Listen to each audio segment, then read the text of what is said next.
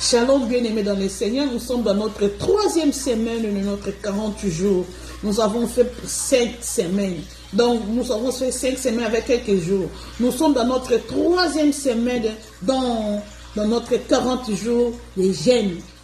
Bien-aimés dans le Seigneur, qu'est-ce que la troisième et qu'est-ce que nous avons fait la troisième semaine? Comme je vous avais dit, c'est le Saint-Esprit qui nous a menés. C'est le Saint-Esprit, à chaque semaine, c'est lui qui nous donnait des révélations. À chaque étape, nous avançons, il nous donne des révélations sur cette semaine-là, sur l'étape suivante. Donc, nous n'avons pas marché seul. C'était le Saint-Esprit qui était devant. C'est lui qui nous révélait, c'est lui qui nous donnait de quoi ce que nous allons faire maintenant, qu'est-ce que nous allons parler, parce que nous avons fait de Dieu notre number one. Nous avons fait le Saint-Esprit le number one. C'est lui qui nous indiquait de tout. On allait faire, on ne faisait rien sans le Saint-Esprit. Donc, tout ce que nous devions, tout ce que nous faisions, on le demandait au Saint-Esprit. C'est lui qui nous indiquait, c'est lui qui nous marchait, c'est lui qui marchait avec nous, c'est lui qui nous conduisait. Donc il était là en train de nous conduire, de donner des révélations, de nous montrer les chemins à suivre. Dans notre troisième semaine, et là nous allons, c'était la semaine du sang, c'était la semaine du sang de l'agneau immolé. C'était la semaine du sang de l'agneau immolé. Et là, nous allons rentrer maintenant nous avons rentré maintenant dans le livre d'Exode, dans le marche des enfants d'Israël pour sortir de l'Égypte. Nous savons tous les enfants d'Israël, comme ils sont sortis dans l'Égypte, dans le pays de l'Égypte. Qu'est-ce qui s'est passé? Pour que le Seigneur frappe les Égyptiens, il y avait du pleu, il y avait du pleu pour que le Seigneur se manifeste, pour que sa main puissante puisse se manifester. Le Seigneur a endurci le cœur des pharaons. Lorsque le Seigneur a rendu le cœur des pharaons très dur, pourquoi le Seigneur avait rempli le cœur des pharaons très dur? Parce qu'il voulait se faire connaître que c'est lui le seul vrai Dieu. Parce que ce pharaon croyait que c'était lui le puissant de puissants. C'était lui la grande puissance. Or, il y avait un Dieu qui est le tout puissant. Alors, le Seigneur a amené Pharaon, il a endurci le cœur de Pharaon pour comprendre qu'il y a un seul vrai Dieu, qui est l'Éternel des armées, qui est Yahweh. C'est lui le seul. Il a dit, Pharaon doit comprendre que je suis Dieu et le plus grand de tous les grands. Et c'est par là qu'il a endurci le cœur des pharaons. Nous avons vu, nous connaissons toute l'histoire de Moïse pendant qu'ils étaient dans l'Égypte. Il y a eu le pleu sur pleu. Le pleu là était comme les choses que le Seigneur a fait connaître à Pharaon qu'il était Dieu. Donc dans le deuxième pleu, avant qu'il frappe l'Égypte dans la mort, avec la mort qui était le deuxième pleu, il a frappé l'Égypte par la mort de tout le premier année. Le Seigneur a utilisé le sang de l'agneau. Et là, le Seigneur nous avait ramené dans le livre d'Exode au chapitre 12. Bien aimé dans le Seigneur, c'était vraiment long et c'était tellement bon. Oh, les traversées de l'Égypte au Canaan, de l'Égypte au désert. C'était la semaine là, c'était la plus meilleure de toutes les semaines que nous avons passées. Dans le livre d'Exode chapitre 12, c'est par là que le Seigneur nous a menés. Avant que le Seigneur nous amène dans l'exil de l'Exode, je priais, Seigneur, pour la semaine et la troisième semaine. Qu'est-ce que nous allons faire? Seigneur, qu'est-ce que tu veux que nous faisions? Tu m'as parlé du premier semaine, deuxième semaine. Maintenant, la troisième semaine, qu'est-ce que vous allez faire? Le Seigneur nous a dit que c'est la semaine du sang et la semaine où il va frapper l'Égypte. Il va frapper et nous allons sortir de l'Égypte vers le Canaan, vers la terre promise. Et il nous a dit l'expression du sang de Jésus. Nous allons exprimer du sang de Jésus. Nous allons prier, invoquer la puissance du sang pour venir délivrer, pour nous délivrer de tous les captifs, de toutes les alliances, de tous les liens. Et c'est par là que nous avons invoqué la puissance du sang de Jésus. Avant ça, le Seigneur nous a donné comment je suis que le Seigneur voulait le sang. Je prie, nous prions, c'est la fois dernière.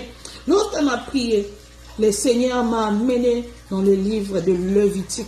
Comme il nous avait donné 3 versets, je vous avais dit au début, 3 versets bibliques. Dans le livre de Lévitique, il nous avait donné au chapitre 6. Et je lisais le livre de Lévitique, chapitre 6. Lorsque je le lisais. Je suis arrivé dans ce point-là, où le Seigneur a dit que il a dit que les... On va les lire d'abord. Lévitique sort. On va aller vite. Lévitique au chapitre 6. Et c'est par là que j'avais compris et que le Seigneur voulait que nous épergions le sang de Jésus. Voici, je vais commencer au verset 1. L'Éternel parla à Moïse et dit, donne cet ordre à Aaron et à ses fils. Et dit, voici la loi de l'Holocauste. Vous voyez, la loi de l'Holocauste. L'Holocauste se restera sur les foyers de l'autel toute la nuit jusqu'au matin. Et le feu brillera sur l'autel. Le sacrificateur revêtira un tunique de lin et mettra des caleçons sur sa chair.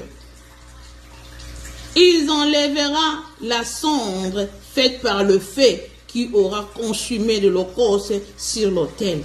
Et il dépouillera près de l'autel.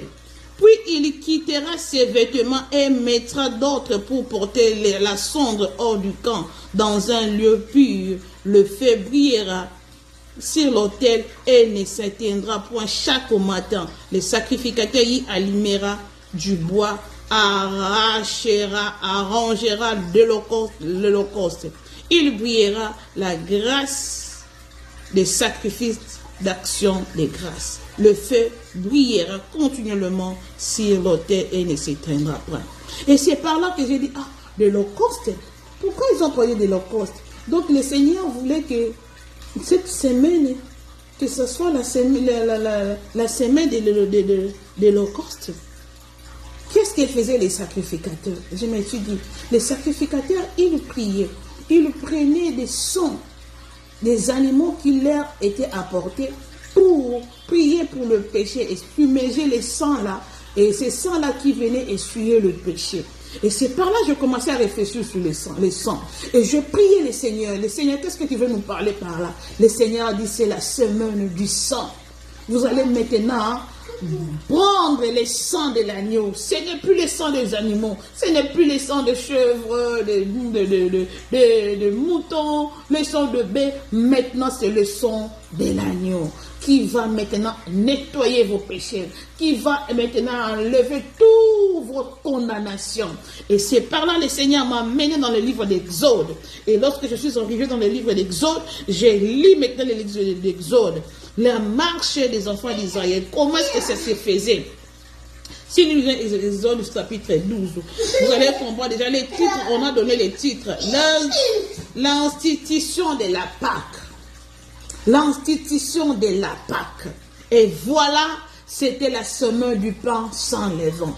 C'était la semaine du pain sans levain. Bien aimé, le Seigneur nous avait justifié. C'était la semaine du pain sans levain. Là, le Seigneur indiquait maintenant comment est-ce que nous allons faire pendant cette semaine-là.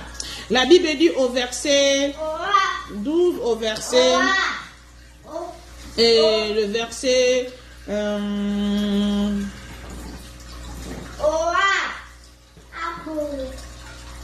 Au verset, nous allons commencer. Quand vous mangerez, vous aurez vos reins sains, vos souliers aux pieds et votre bâton à la main. Et vous mangerez à la hâte, c'est la Pâque de l'Éternel. Cette nuit-là, je passerai dans le pays d'Égypte et je frapperai tout le premier-né du pays d'Égypte, depuis les hommes jusqu'aux animaux. Et il exercera des jugements contre tous les dieux de l'Égypte. Je suis l'Éternel. Le sang vous servira, écoutez maintenant, le sang vous servira des signes sur les maisons où vous serez. Je ferai les sangs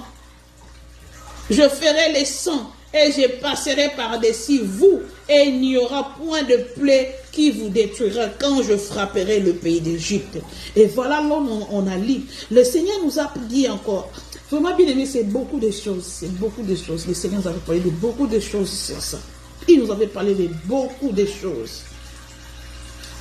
Il nous avait parlé même sur le pain sans les dents. Il nous a parlé même sur l'incirconcision. La circoncision.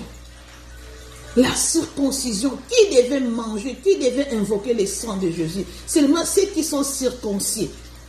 Il nous avait parlé de cela. Beaucoup de Seigneur nous avait parlé de beaucoup de choses. Et la semaine, là, nous avons fait la Sainte Seine. Nous avons fait 7 jours de la Sainte Seine. Nous avons bu la Sainte Seine pendant 7 jours. Et matin au soir.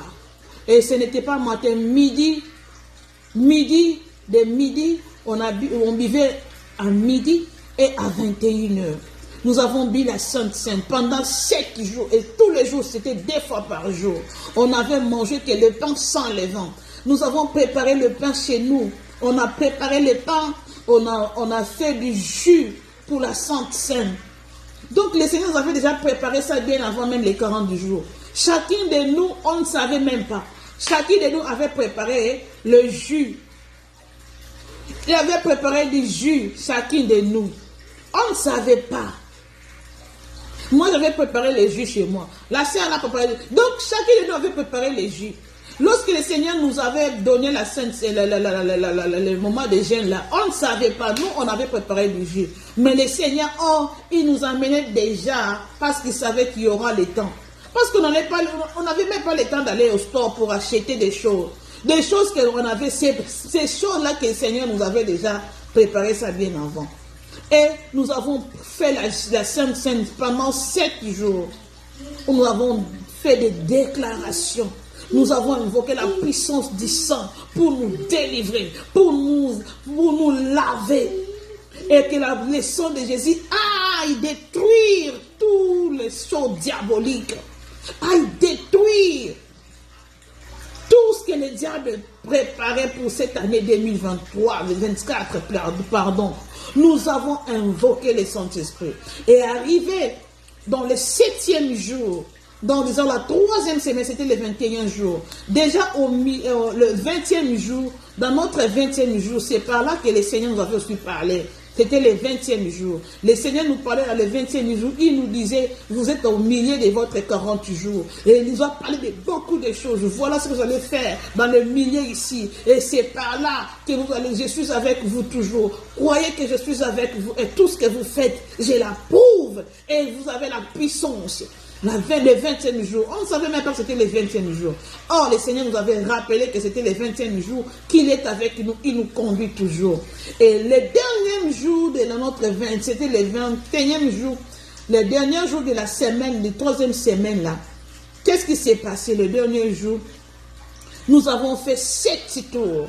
Parce que lorsque nous sommes sortis de l'Égypte, le Seigneur a dit, maintenant vous êtes sortis de l'Égypte, je frappe maintenant l'Égypte. Je suis en train de frapper l'Égypte. Pendant qu'on a prié à minuit là, on a déclaré, on a versé les sons, que le Seigneur aille frapper, que le Seigneur va détruire le monde des ténèbres, que le Seigneur détruise les choses diaboliques qui se font à minuit, qui se font à 21h, à tous les heures. Nous avons prié pour que nous détruisions ces mots, les hôtels diaboliques. Et là, lorsque nous avons prié, et le Seigneur nous a fait traverser maintenant l'Égypte. Et nous avons chanté le 21e jour de la fin de la 3e semaine. On a fait que la louange. Nous avons dansé, nous avons chanté comme si nous étions devant Jéricho. Et c'est par là que nous avons fait des tours, des 7 tours de Jéricho. On a marché, on a chanté, on a déclaré, on a adoré. Et à la fin, nous avons acclamé le Seigneur pendant un bon moment. Les acclamations seulement, on acclamait, on acclamait, et c'était du wow. Et là, c'était la fin de notre 3e semaine. Bien aimé dans le Seigneur, qu'est-ce que je vais vous dire? Il faudra invoquer le sang de Jésus. Le sang de Jésus a une grande puissance. Lorsque les sorciers utilisent le sang, parce qu'ils savent qu'il y a la puissance dans le sang. Il y a la puissance dans le sang.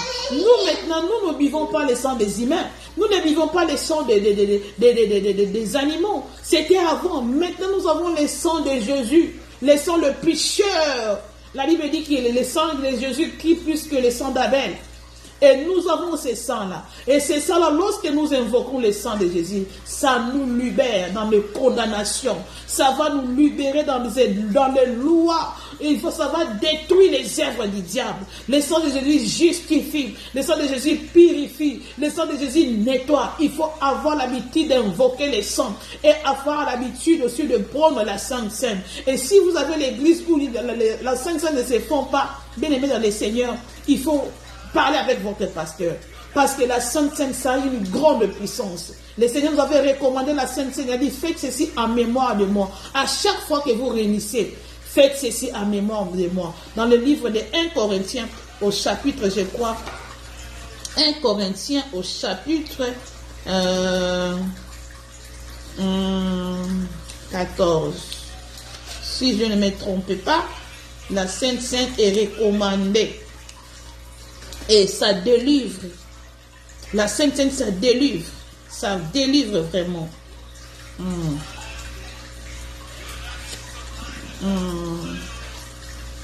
Ce n'est pas... attendez d'abord, c'est dans le livre des 1 Corinthiens. Si vous mangez les actions de grâce pour serrer ce blâme et essayer de ces choses dont on vend 11, la Bible dit quoi?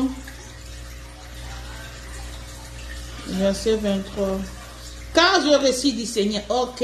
Donc dans le livre de 1 Corinthiens chapitre 11 au verset 23 et vous allez aller jusqu'au fond. La Bible nous recommande de faire la Sainte Seine. Donc nous le Seigneur nous avait pris comme des sacrificateurs. Nous avons fait le rôle des sacrificateurs. Et c'est par là nous avons passé par la Sainte Seine. Et c'était des moments de la puissance de Dieu. Donc nous avons passé de beaux moments. Et je regrette parce que tu n'étais pas là. Je regrette vraiment. Mais que le Seigneur vous bénisse. Nous passons dans notre 4e semaine. Et c'était quoi la 4e semaine? Ciao, la 4e semaine.